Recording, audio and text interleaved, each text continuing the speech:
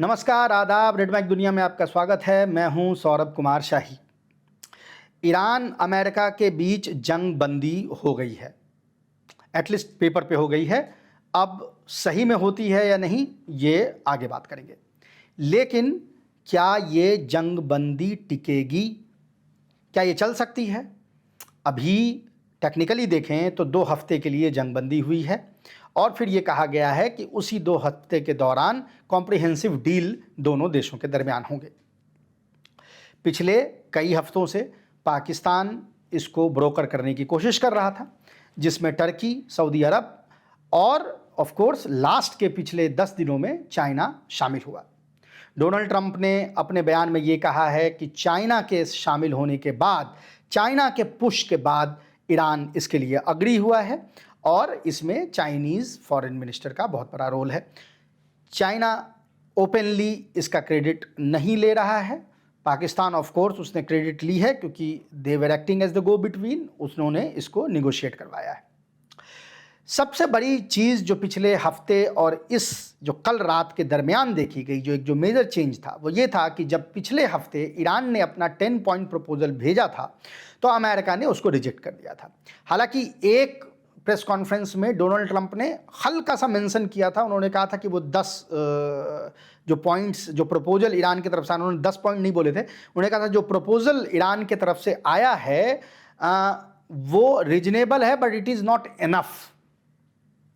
तो ऐसा क्या हुआ पिछले 3-4 दिनों में जब ये बयान उन्होंने दिया था और कल रात में जिसके दरमियान उनको ये लगा कि the proposal is good enough, यानी it was not good enough, it is good enough now. तो इस दरमियान में क्या हुआ?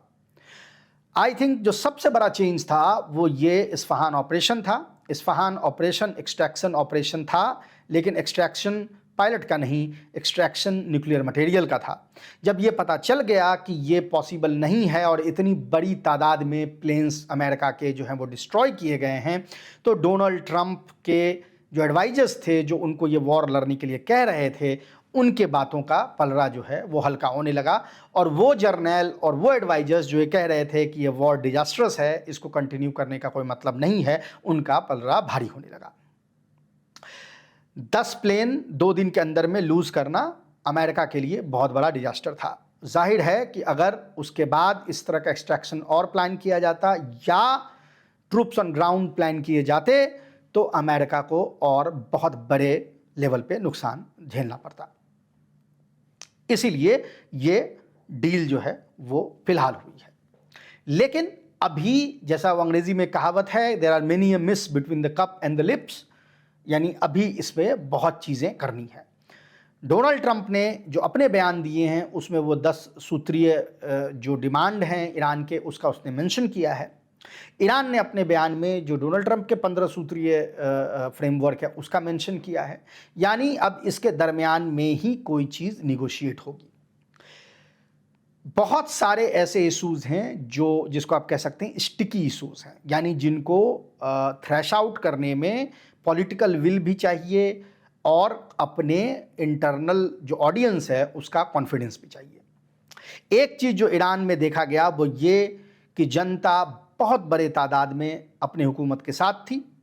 लगातार जो ईरान के अंदर सर्वेज हो रहे थे उसमें जनता बार बार ये कह रही थी कि ये वॉर झेलने की शक्ति उनमें है। अगर ये मौका है अमेरिका को मज़ा चखाने का, अमेरिका को ये बताने का कि दोबारा तुम इसकी हिमाकत नहीं करना, तो इसको मौके को अवेल किया जाए। कल एक बहुत इंटरेस्टिंग चीज़ हुई, आप लोगों ने अपने कैमरे पे, अपने टीवी पे, अपने हर जगह पे देखा उसको, कि किस तरह जब अमेरिका ने ये बोला या डोनाल्ड ट्रंप ने जब ये बोला कि civilian infrastructure specially power plants और ब्रिजेस टारगेट किए जाएंगे, तो बहुत बड़ी तादाद में सिविलियंस वहाँ पे जमा हुए। ये आपको शिया इस्लाम के बारे में कुछ बताता है।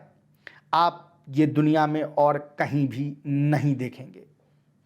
ये रेजिलियंस, ये इसने जो ईरानी हुकूमत है उसको ये ताकत दी कि वो वॉर को वहाँ तक खींच के ले जाए जहाँ उसके प्रपोजल को एक्सेप्ट किया जाए। वॉर किस तरह से चल रही थी इसके बारे में एक कमेंट बहुत ही इंटरेस्टिंग है, जो मुझे लगी कि मैं उसको वर्बेटिम पढ़ देता हूँ। एन कुल्चर आप जानते हैं मागा सेलिब्रिटी हैं और इस वॉर के विरोध में रही हैं। डोनाल्ड ट्रंप की बहुत बड़ी चहेती थी एक ज़माने में, हालांकि आजकल उनके साथ भी तफरका जो है वो देखने को मिल रहा है। जिस तरह से मागा के जो बड़े टॉकिंग हेड्स हैं, चाहे वो टकर कार्लसन हो, कैंडेंस ओवेंस हो, और ये सब जो हैं वो ट्रंप के ये प्रो इजराइल पॉलिसी के अगेंस्ट में हैं। उन्होंने कल न्यूयॉर्क टाइम्स के एक स्टोरी का हवाला दिया है, जो बहुत ही इंटरेस्टिंग स्टोरी है, जिसमें 100% वो लीक की गई है, प्लांटेड स्टोरी लग रही है। और उसको लीक में ये बताया गया किस तरह ट्रंप के मैक्सिमम एडवाइज़र जो हैं वो इसके ख़िलाफ़ थे, और कैसे पीट हेग्सेथ और जो कुछ यहूदी एडवाइज़र हैं जैसे जैरेड कुशनर और विटकॉफ, इन्होंने बेसिकली वॉर को प्रोपेल किया है। उसमें जिन एडवाइजर्स की बात हो रही है उसमें रेडक्लिफ ने उस अटैक के प्लान को फर्सिकल कहा था, रूबियो ने बुलशिट कहा था, कैन ने कहा था कि इजरायली झूठ बोलते हैं, ओवरसेल करते हैं, जनरल कैन जिनको हटाया गया। सूजी वाइज जो चीफ ऑफ स्टाफ है, उन्होंने कहा था कि हम कैसे जस्टिफाई करेंगे being dragged into another war in the middle east. और च्वांग ने कहा था कि हम कैसे लोगों को कन्विंस करेंगे कि 8 महीने पहले हमने ईरान का न्यूक्लियर प्रोग्राम नेस्तनाबूद कर दिया था। इसी आर्टिकल के छपने के बाद ये लगने लगा कि इनको ऑफ रैम्प खोजना है, यानी ये ऑफ रैम्प देखना चाहते हैं, निकालना चाहते हैं, एक किसी तरीके से चाहते हैं कि वॉर ख़त्म हो। याद रहे, डोनाल्ड ट्रंप ये सोच रहे थे कि वॉर 24 घंटे की होगी, ये अयतुल्ला खामनी को मार देंगे और लीडर्स को मार देंगे, ईरान इनके पास भीख मांगता हुआ आ जाएगा। वो हुआ नहीं, जंग चलती रही, ईरान ने बैकआउट नहीं किया। जिस तरीके से अमेरिका ने जब जंग को एक्सकेलेटरी बनाया, ईरान ने ब्रिक बाय ब्रिक उस एक्सकेलेशन का जवाब दिया। अब इसके परिणाम ये हैं कि अगर आप अक्रॉस द बोर्ड आप देखें तो चाहे अमेरिकन एनालिस्ट हों, चाहे वो वर्ल्ड के दूसरे कंट्री के एनालिस्ट हों, अगर वो कोर अमेरिकन मागा बेस से नहीं आते हैं तो वो सब इसको अमेरिका का स्ट्रेटेजिक डिफीट मान रहे हैं। स्ट्रेटेजिक डिफीट इस मामले में कि कोवर्जन यानी वॉर को, प्यूनिटिव मेजर को as a weapon diplomatic negotiation में अमेरिका आज तक यूज करता रहा। ये पहली बार हुआ है जहां कोवर्जन, जहां पे प्यूनिटिव मेजर जो हैं उससे पॉलिटिकल रिजल्ट्स जो हैं वो नहीं आए। अमेरिका को वापस डिप्लोमेसी पे आना पड़ा है, उनके बनाए हुए रूल्स के अंदर नहीं, दूसरे भी फ्रेमवर्क को उसको मानना पड़ा है। जाहिर है अमेरिका में जो अब ट्रंप और उसके आसपास के लोग हैं वो इसको विक्ट्री की तरह दिखाने की कोशिश करेंगे, लेकिन तमाम एक्सपर्ट्स दुनिया के वो जानते हैं कि demise of American empire has started. इस सीज फायर को कई लोग ऑफ कोर्स इसमें ये भी कह रहे हैं कि भाई अमेरिका ये वक्त लेने की कोशिश कर रहा है, अमेरिका फिर हमला करेगा, अभी वो रिग्रुप करने की कोशिश कर रहा है। बिल्कुल सही है, हो सकता है। बार बार हम एक लाइन दोहराते हैं हर दूसरे दिन कि American promises are not worth the paper they are written on. वो यहाँ भी हो सकता है, लेकिन इसमें कुछ चीज़ें हैं जो याद रखने की है। अव्वल तो ये कि ये पूरी की पूरी लड़ाई ईरान के मिसाइल कैपेबिलिटी और अमेरिका और इजराइल के अटैक कैपेबिलिटी और डिफेंस कैपेबिलिटी के दरमियान थी। ईरान के 24 के 24 मिसाइल सिटीज़ जो जिनके बारे में लोगों को जानकारी है, जाहिर है कि कुछ ऐसे भी मिसाइल सिटीज़ होंगे जिनके बारे में किसी को कोई जानकारी नहीं है, यानी पोशीदा है, लेकिन 24 के 24 मिसाइल सिटी इंटैक्ट हैं। अमेरिका इजराइल उनके दरवाजे को डिस्ट्रॉय कर सकता है, मिसाइल सिटीज़ को डिस्ट्रॉय नहीं कर सकता है।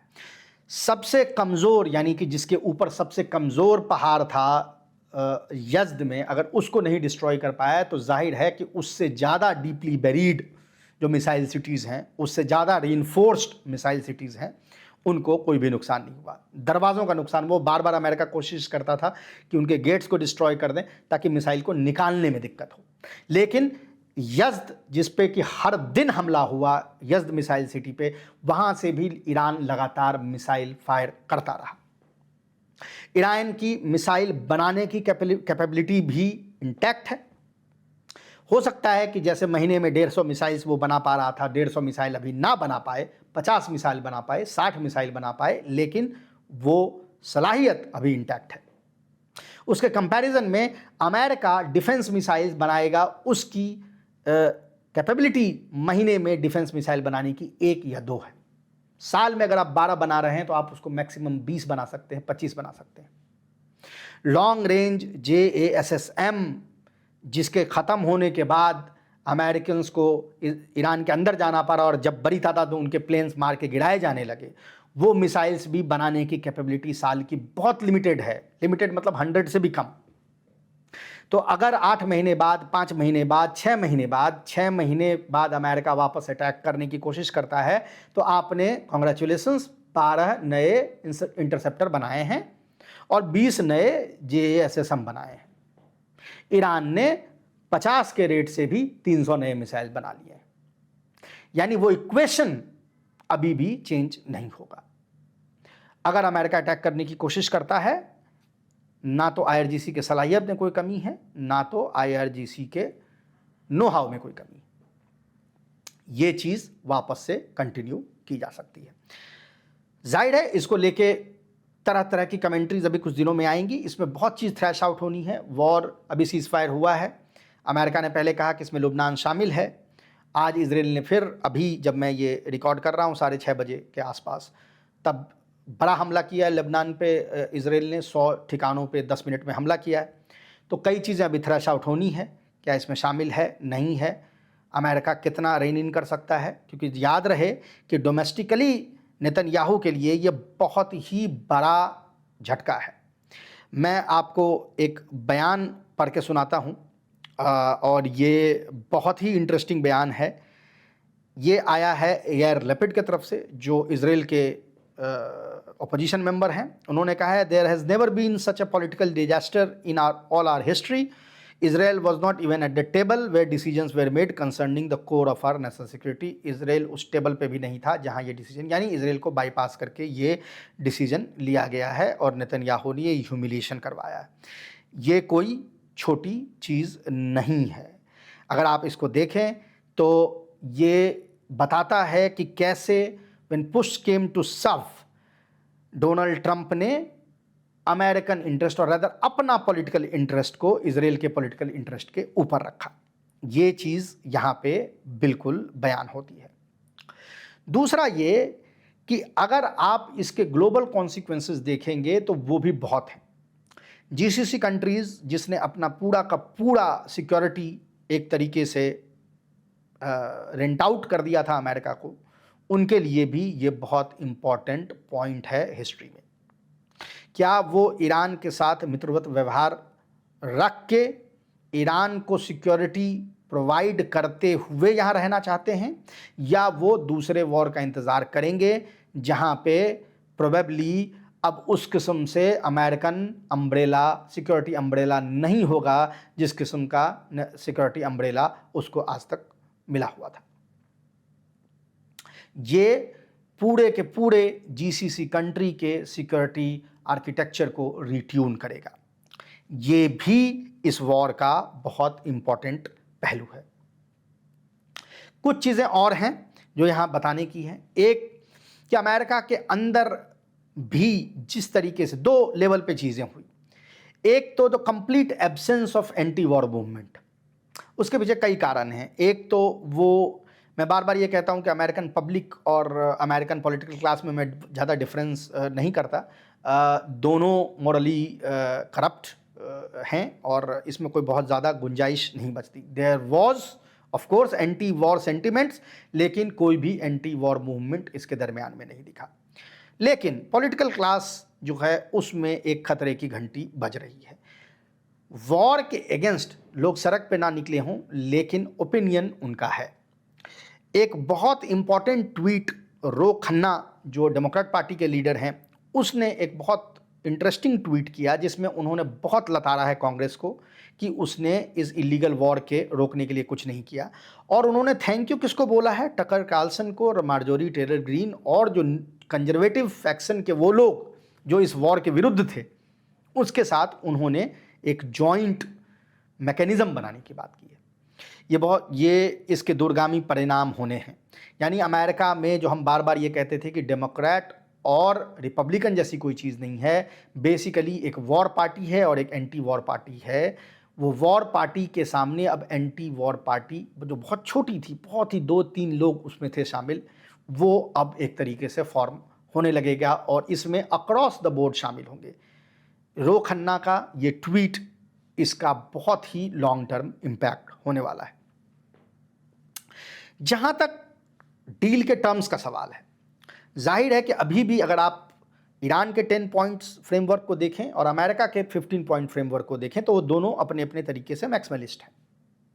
डील कहीं इसके बीच में जाके होगी, लेकिन इसमें कोई दो अराई नहीं है कि ईरान के पास जो लेवरेज जंग से एक दिन पहले था, यानी 28 के शाम को जो लेवरेज ईरान के पास था, उसके मुकाबले उसकी लेवरेज बढ़ गई है।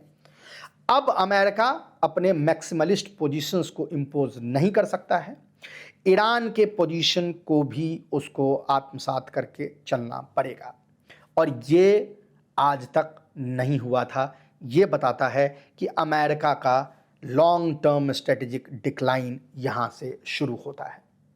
लेसन लर्न्ड जैसी चीज़ें सिर्फ जीसीसी कंट्रीज़ के लिए नहीं होंगी, ताइवान भी इससे सीखेगा, जापान भी इससे सीखेगा, भारत को भी इससे सीखना चाहिए। हम अपनी सिक्योरिटी दूसरे को रेंट आउट नहीं कर सकते। एक खेमे में हम अपने सारे इंटरेस्ट को नहीं रख सकते। अभी इसमें और भी चीज़ें होनी है, बहुत पॉइंट्स पे अभी नुक्ताचीनी होगी, छोटे छोटे पॉइंट्स पे अभी जद्दोजहद होगी, उसके बाद जाके कहीं एक नया सिक्योरिटी फ्रेमवर्क नज़र आएगा। क्या ईरान ने डेटरेंस रिस्टोर करने में सफलता पाई है, ये तो वक्त बताएगा, लेकिन क्या न्यूक्लियर वेपन के ऊपर हॉर्मुज़ वेपन जो है भारी पड़ा है, ये बिल्कुल वाज़ेह हो गई है। अभी के लिए इतना ही, हाँ आपसे फिर मिलेंगे, तब तक के लिए नमस्कार।